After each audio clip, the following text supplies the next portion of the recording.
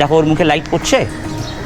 কোন জায়গা থেকে এই রিফ্লেক্টর দিলে প্রপার শ্যাডো আসবে, প্রপার লাইট আসবে। এই যে লাইটটা তুমি এখন দেখতে পাচ্ছ, এটাকে আমরা ন্যাচারাল কালার বলি। এই যে লাইটটা, এটা হার্ড লাইট। ডিওপিরা বলে যে ওর গলায় আলো করো। ছায়াটাকে রিমুভ করার জন্য ওর ফেসের মধ্যে একটা লাইট ফেলছি। কিভাবে ক্যারেক্টারের মুখে আলোটা পড়ছে। যখন কোনো লাইটকে আমি মনে করছি আমি ডিরেক্ট ক্যারেক্টারের ফেসে দেবো না। তো সাপোজ আমি যদি ওনার মুখে দেখি, দেখো ওনার মুখে কিন্তু পুরো শ্যাডো হয়ে আছে, ওনার মুখে লাইট নেই, জাস্ট ওনার লেফট সাইডের এইটুকুনি অংশ এই লাইটের সোর্সটা পড়ছে।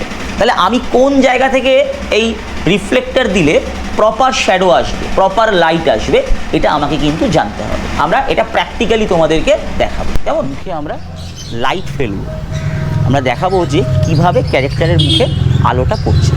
ক্লিয়ার? এখন দেখো এই মুহূর্তে কিন্তু আমরা যদি দেখি সূর্যের কিন্তু খুব প্রখর তেজ নেই, আছে কি নেই, সূর্যের তেজটা একটু কম রয়েছে।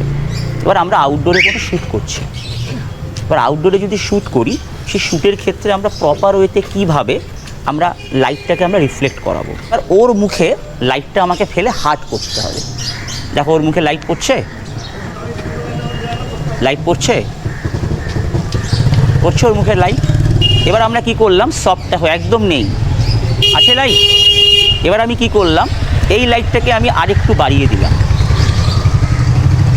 এই যে লাইটটা তুমি এখন দেখতে পাচ্ছ, এটাকে আমরা ন্যাচারাল কালার বলি। দেখো এই হচ্ছে হার্ড, হচ্ছে হার্ড হলো, এই হচ্ছে লাইট নেই, আর এই হচ্ছে ন্যাচারাল কালার হচ্ছে, এই হচ্ছে ন্যাচারাল কালার। বা পার্টিকুলার অনেক সময় ডিওপিরা বলে যে ওর গলায় আলো করো।